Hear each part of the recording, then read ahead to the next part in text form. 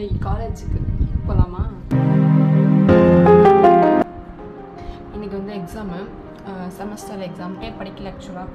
நேற்று வந்து ஃபங்க்ஷன் போய்ட்டு வந்தேன், அது சுத்தமாக பிடிக்கல. என்ன போய் கதை எழுத போகிறேன்னு தெரியல எனக்கு.